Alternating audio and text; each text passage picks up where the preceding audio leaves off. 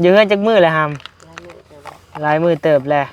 ตั้งแต่มื้อน่ะผู้บอกมื้อไอ้บอกผู้บอกกลางคืนไปบ่มื้อไอ้บอกฮะบอกเขาอยู่เพื่อนบ่บ่แม่นปักตอมาหาเอากลางคืนบ่มื้อแรกบ่ได้ยินข่าวว่าตัวอยากบวชบ่ได้เป็นหยังคืออยากบวชอยากเป็นเทวดาตัวน้อยบ่ฮะจังสิได้จังสิได้ว่าเป็นเทวดาตัวน้อยจังสิได้เป็นเทวดาตัวน้อยกันบวชอลีนี่เจ้าไผสิอยู่เฮือนครับแต่บุญทวีบ่อยู่แตกแฉลกขาดถูกบ่บุญทวีมันสิฮะเอาผู้สาวมานอนนำใต้เลยวันนี้มาเด้อคอเมียเฮาแนวว่าซั่นเอาอีกแล้วพี่น้องเอ้ยยังบ่มีเงินเด้อพาจังได๋เมียหาเอาเองไปวิ่งเกมบ่คนศรัทธานะพี่น้องเนาะกลับไปโรงเรียนกับเพิ่นมีโรงเรียนทรงให้ต่างหากเลยบ่ได้เรียนปนกันเรียนจั่วต่างหากแม่นเรียนจั่วต่างหากเลยบ่มีหยังหลายคะแนนเป็นบวชอลีกับพี่น้องเลยเนาะแล้วก็เฮ็ดไปกันเฮาก็สิลงไปเฮ็ดเวียกนะสิลงไปเฮ็ดเวียกกับหมู่เฮาเฮ็ดเวียกอยู่ไสสวรรค์เฮ็ดเวียกหยังเฮ็ดเวียกก่อแล้วก็ก้อยปูนเฮาเดือนเท่าใดครับสิให้เขาอ่ะให้เป็นมื้อละ150,000บ่สิเฮ็ดได้บ่หนักกว่าเฮ็ดกับพ่อสร้างอีกได้เมื่อยกว่าเฮ็ดกับพ่อสร้างอีกเฮ็ด3มื้อเฮาคนนึงปัญหาแล้วบ่เอาเมียนไส้ของเสียกับเซนอ่ะบุญทวีอ่ะเอาเมียนเติมบัตรเด้อเมียนซื้ออยู่ซื้อกินเด้อประหยัดใช้เด้อคะแนนจะอยู่เฮือนเดมี่น่ะโบตายดอกทำไปของอยู่ของกินเต็มอยู่ไอ้ผมซื้อมาน่ะ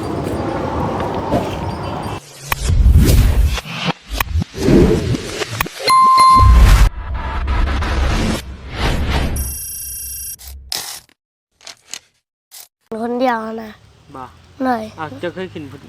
ไปผู้เดียวอีกบ่เลยเราเลี้ยงกันพี่น้องเลี้ยงไปหลินเมื่อวานนี่แหละใช่จ้ะค่ะม่วนแห้งบดไฟฟ้าเมื่อวานนี่เลยเอาพี่น้องเลยกับทักทายสบายดีเด้อพี่น้องทักทายสบายดีอยู่เฮียนอยู่ซ่านน้องสายฟ้านะพี่น้องเนาะเส้นเก่าเส้นเคยพี่น้องเอ้ยเนาะหลังจากบ่นิวพาเพิ่นไปเที่ยวมาแต่วันนี้นะพี่น้องเนาะก็ชื้ออยู่มามื้อนี้ก็ได้ขึ้นนั่งงามๆมึงดูขึ้นคัตตะหมาดงามๆเบิ่งสิถามมีเรื่องอยากถามนี่พี่น้องเอ้ยพากันกินข้าวกินน้ำแล้วบ่บุญทวีอยู่บ่หามอยู่ใช้เอิ้นเพิ่นมาพี่ดูฮะเพิ่นอยู่ในเอิ้นได้บ่มาอยู่บ่บุญทวีหามบุญทวีบ่ได้บุญทวี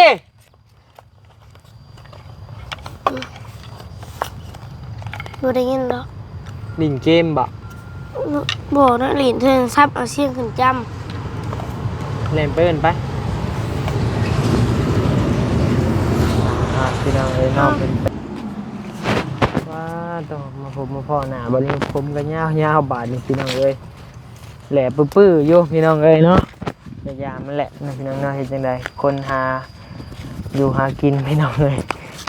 ก็แหล่ก็ล่ำเลยนี่แหละไปหาบ่นิ้วนี่ไปหาบ่นิ้วนี่ไอ้มีแนวว่าอยู่มาหาไอ้แน่พี่น้องเอ้ยเนาะเพิ่นอยู่เฮือนหลายมื้อแล้วได้บุญทวีกันเนาะคือว่าพังความอยู่พี่น้องเอ้ยบาดนี้มาบอกเด้มาแล้วบุญทวีมาขึ้นมานั่งนำกันเบิ่งขึ้นมานั่งเตียงน้ำไม้พี่ฮามคัตตะหมากงามใส่ฟ้าใช้เสือแม่สักให้คือบ่ไปตากไปยังแน่มาขึ้นนั่งแห้งเลยแห้งมันกระเม็นสักใหม่สบายดีเด้อฮัมเด้ออยู่กันจักมื้อเลยฮัมหลายมื้อเติบแหละตั้งแต่มื้อน่ะผู้บอกมื้อไอ้บอกผู้บอกกลางคืนไปบ่มื้อไอ้บอกฮะบอกเขาอยู่เพื่อนบ่บ่แม่นปักตอมาหาเอากลางคืนบ่มื้อแรกนอนอยู่ในเรือนไอ้ได้ยินว่าบ่แม่นได้ยินว่าสมุดน้องสายฟ้ามันไปบวชนี่เจ้าสิเบิ่งเฮือนได้อยู่บ่ครับ ได้อยู่ เราไปบวชกัน บวชอยู่เซโน่ผู้นแหล้วไปบวชเฮียนง่ายสิใส่บาตรให้ดอกตอนเช้าบ่ได้ยินข่าวว่าตัวอยากบวชบ่ โดย เป็นหยังคืออยากบวชอยากเป็นเทวดาตัวน้อยบ่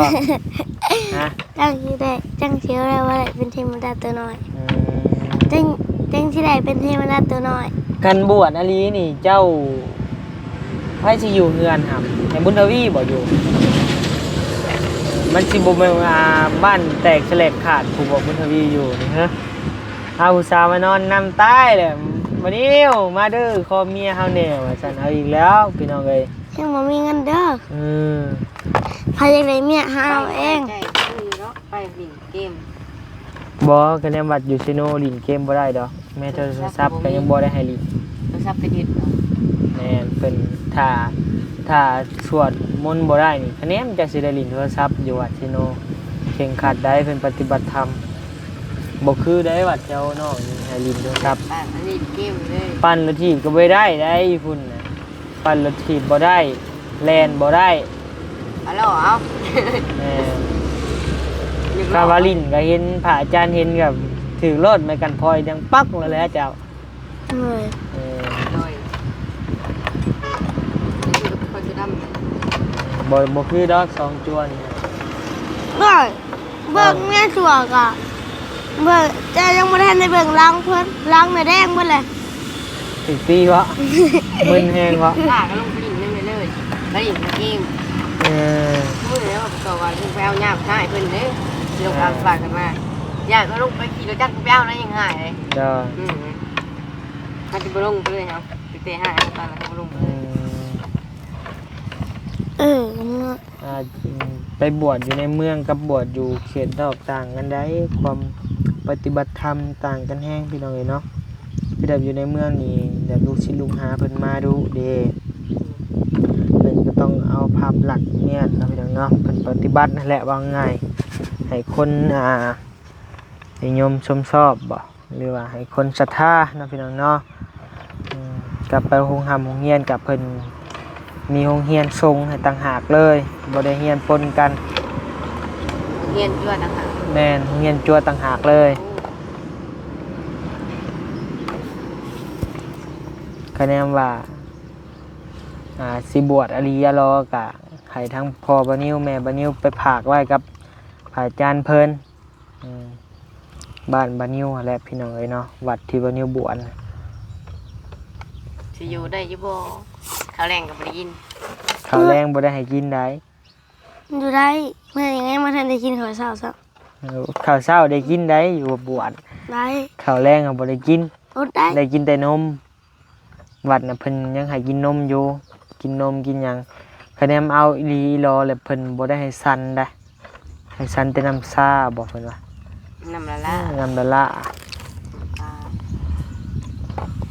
น้ำหวานน้ำหยังนี่บ่ได้เลยแหละแตะบ่ได้แล้วนะนมนึมแต่ว่าเพิ่นยังให้สั่นอยู่พุ่นเนาะคะแนนว่าเป็นไข่เป็นหยังกินได้3คำบ่ข้าวน้ำสัมปลาคะแนนป่วยอลีก็ได้จำเป็นต้องได้กินคะแนนวันป่วยอลีนะมันนิวเคยไปบวชอยู่พี่น้องเอ้ยเนาะปฏิบัติได้8 มื้อ เด็ดมาก มื้อที่ 1มื้อที่ 2มื้อที่ 3นี่ยังหิวอยู่ข้าวแรงมื้อที่ 4ที่ 5ไปแล้วเอ้ยแล้วสบายมากบัดนี้ลึ่งแหละสบายเลยบ่กินก็ได้ บ่กินหมดมื้อบ่ได้วะ บ่ได้ดอกบ่กินมันมื้อ มื้อที่ 1หิวแห้งพี่น้องเอ้ยเนาะไปเอาแจ่วมาม่าและแจ่วมาม่ามีไว้ๆฮะผสมกับน้ำกินนะกินน้ำนัวมันเด้นี่สดอีกเข้าแล้วละ บ่อิ่มนะไหม อิ่มมันก็อิ่มอยู่อิ่มแบบนัวๆแล้วก็นอนบัดก็อยู่ได้อยู่ มือที่สองก็ยังอยาก แต่ตื่นมาไหว้พระเช้าตี3 โมงแจ้ง4 โมงว้าวหนาวอีกช่วงน่ะพี่น้อง อยากอีกเลย หนาวซ้ำกินได้แล้ว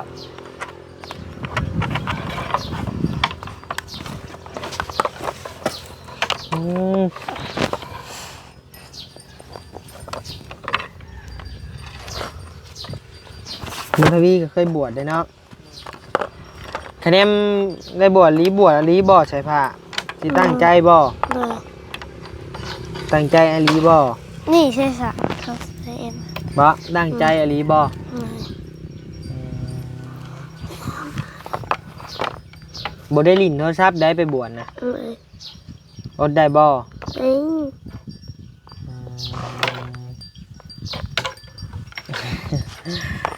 พี่น้องเอ้ยถามแม่เด้อโทรถามแม่เด้อแม่สิว่าแนวใดกะบ่มีหยังหลายคะแนนไปบวชอลีกับพี่น้องเลยเนาะ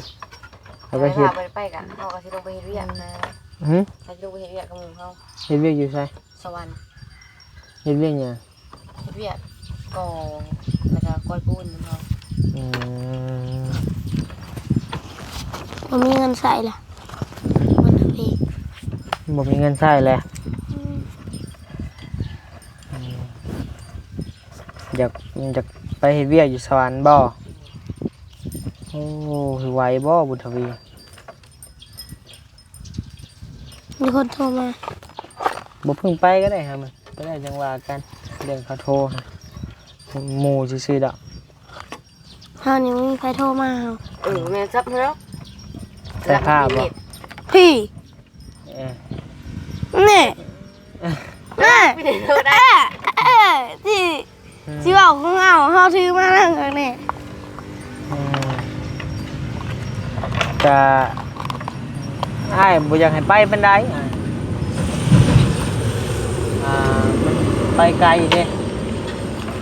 สวรรค์พวกเดือนเท่าใดครับสิให้เขาวะ หายเป็นมือ มื้อละ150,000บ่สิเฮ็ดได้บ่นักกว่าเฮ็ดกับพ่อสร้างอีกได้เมื่อยกว่าเฮ็ดกับพ่อสร้างอีก เฮ็ด3คนเขาคนนึงเขาคนนึง สิคืออยู่บ่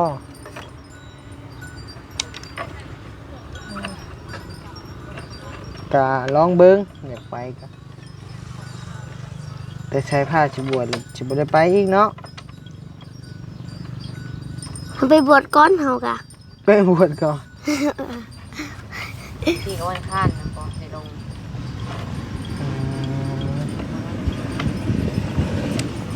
คะแนนอยู่แถวบ้านนี่บ่มีบ่เวียกเฮ็ด มีเขาไปแล้ว โรงงานน้ำตาลนี่ก็บ่ได้อีกเนาะแต่บ่รับอีก เป็นไง เล็กน้อย ไปรับจ้างตัดอ้อยก็เพิ่นเช้าตัดแล้วบ่ยัง โอ้ยเศร้าแล้วไปเดินไปไทยหน้า ครับเด้บ่เพิ่งไปรับจ้างดำนาก่อนหยอดเอาเมื่อเลยติไผกะ ไผกะลินมักหยอดเอาเมื่อเลย หน้าประกอบขัดหลานอ้าว เออ ไปที่ตรงนั้นไปเกี่ยวกับสิตั้งหน้าประกอบกระดำขัดหลานเขาเลย หน้าบักโตคือเก่าแล้วไปก็บ่ได้จ้างบ่ได้ให้เงิน จ้าง ไทยคือบ่จ้างซะ เข้าไปให้หน้าประกอบบริลายมือนะชงมือ คือบ่จ้างซะ ว่าเขาไปสอนเขา บัดหน้าเฮาหรือหมู่บ่มาซอยจักดีเลยดื้อได้บักโตตามไปเบิ่งได้มักเที่ยงความผู้ใหญ่ เด้อสิจังไทยตังนั่น แต่ใช้ผ้าคือจากบวชติบ่เลยคือบุญทวีก็อยากไปเฮ็ดเวียกเลยเพื่อนไปสิเบิ่งบัด ไปก่อน ไปก่อนแค่นั้นจะไปบวชบุญทวีสิกินหยังบุญทวีบ่ได้ไปเฮ็ดเวียกบ่เงินเจ้าอยู่ในโถงง่ายแบ่งให้บุญทวีอันแม่นเติมบัตรเนาะจัง50เนาะ เลยได้ ได้เนาะเดี๋ยวพี่น้องเดี๋ยวสิแบ่งให้น้องบุญทวีก่อน50,000เงินใช้ฟ้าเองหั่นแหละพี่น้องเอ้ยเงินพ่อเพิ่นฝากไว้หั่นแหละ มันยังรักแฟนหานะพ่อ เอาเมียนไส้ของเจ้ากระเซ็นบุญทวีเอาเมียนเติมบัตรเด้อเมียนซื้ออยู่ซื้อกินเด้อประหยัดไส้เด้อคะแนนจะอยู่เฮือนเดมี่น่ะโบตายดอกทำไปของอยู่ของกินเต็มอยู่ไอ้ผมซื้อมานะ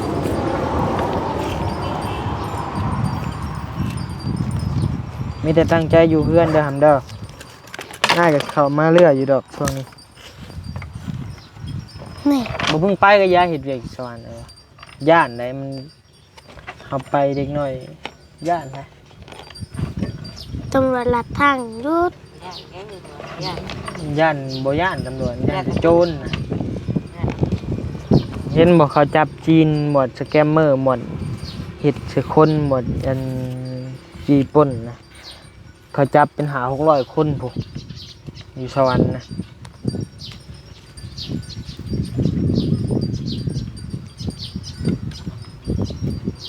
มันเริ่มแผ่มาฮอดสวรรค์แล้วพี่น้องเอ้ย จะได้ประมาณแล้ว โอ้ยแถวหมดเจ้านี่ก็บ่ได้อึดแต่กี้มันอยู่แต่พูนมันอยู่แต่พวกสามเหลี่ยมเลี้ยงพวกพี่น้องเอ้ยเนาะแต่กี้อยู่แต่ยังผมมา เนาะสิโนก้อนมาจากหอดเฮาอันนั้นเป็นรถตู้จะบิ๊กน้อย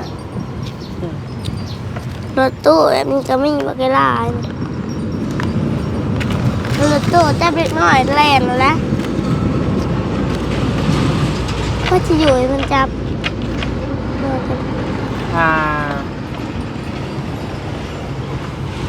ข่าวจะขึ้นยังป่งโบราณเนาะครับเนาะ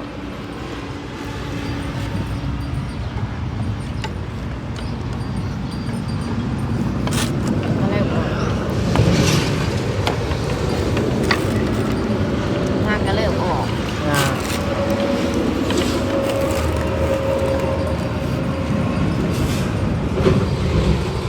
จังหน่อยก็สิเมื่อป้าแล้วจังหน่อยบ่แม่นเลยเนาะไอ้เคยพาไปบวชสิไปบวชอยู่วัดนี่เพิ่นบ่ฮับเนาะแม่นบ่ไอ้พาบุญทวีไปแม่นบ่ บอกเขาไปทำในบ้าน อย่าปู่นะครับ เนี่ยปู่อะฮับแต่ในบ้านบ่ฮับบ ริทามในบ้าน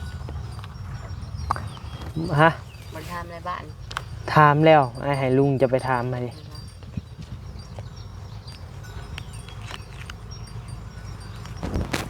เขาว่า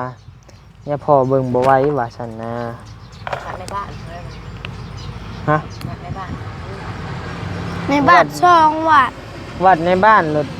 ไอ้ไปถามไม่เฒ่าเจ้ารถคือบ่มีไผฮับเอากันไปก็เดียวไปนำเจ้าเลยว่ะบ่ได้มีไผฮับเอาหมดเจ้าคะแนนเมื่อบ้านไอ้พ่อไอ้สิฮับแม่ไอ้สิฮับเอา ครับแม่เจ้า ฮับแล้วว่านำเลยบ่ เลยเราบอกเลย แล้วว่าวันใด เอาเราว่าคันสิบวชเรามันบวชจริงๆเนาะพี่ เดี๋ยวเราเชียร์ยังให้เราอ่ะ เราว่าเราสีบวชมาให้ แต่วันนี้บวชให้เกินวันนี้ โง่ไอ้สิบวชเป็น ตัดจะนำเลยแก้วมาได้แล้วใส่ ก็วันวันละให้ได้ ตัดเอาว่าจะเอาไหน บอกนะยังบ่ทันหอนมือบวชไปสิตัดก่อนเลย ก็แก้ววันนี้เราจะบวชให้ ยังบ่หอนมือบวชซ้ำ คือสิเก่งอยู่ดอกบวชนี่ไปเทศน์คือสิเก่งอยู่พี่น้อยพอได้เฮียนเด้พี่น้อง เพราะว่าเสือเขาแบบนี้เขาอ่ะบรอดแน่นอน เป็นยัง ถ้าเบิ้งเสือเขา บ่รอดบ่ใส่ผ้า เตะเขาเลยเสือ ใส่ผ้านี่บ่อยากเมื่อบ่ เสือลองเบิ้งบรอด คือจากบวชใส่ผ้า บรอดเสือเขานี่ บ่ ขนาดเขาเลยยังไม่อยากรอดเลย เป็นยัง บ่อ้ายว่าน้อยๆยังสิรอดอยู่คะแนนใหญ่สำเจ้านี่สิขึ้นจากซิกบัดนี้ตอนนี้ยังมักอยากรอดอยู่และใหญ่ผู้นแหละอยากซิกแล้วบัดนี้ ถ้าอยู่เดินชุดประมาณ2 มื้อ 3 มื้อไปหา เอา รอดเสือเขารอดทำเบิ้ง คือไปเวียกนำภาษาว่าสิฮอด10โทรบาทจากมือว่า เอากระบอกฮอดกันยังว่าอยู่ลองเบิ้งตัวเองเห็นไปก้อยดูปูนนั่นโอ้ยลองเบิ้งไงบุญเสือ เมื่อยเลยเนาะมาสร้างไห้เท่าไรรวมหมดมา รวมหมดเรื่องเงินมาเงินได้เท่าไรมือ มัน6 แสน 7 แสนนั่นแหละ มือเท่าไรก็เราหายเจ้า มื้อละแสน มือละแสน มื้อละแสนนั่น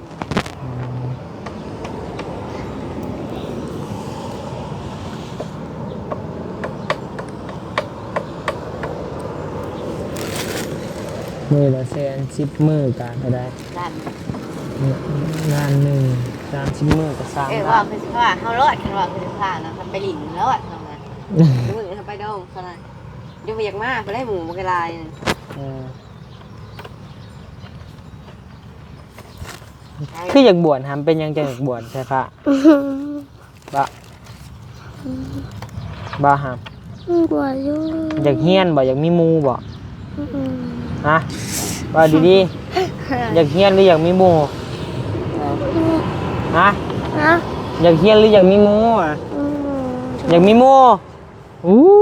ยขึ้นมาอยากเฮียน เฮียนอะไรเฮียน ตั้งใจเฮียนอยู่บ่แหละ ใช่เลยเจ็บเล็กน้อย เช็ดปาก เป็นหยังอ่ะนะ มาถาได้หั่นน่ะ เอารถโดยสาร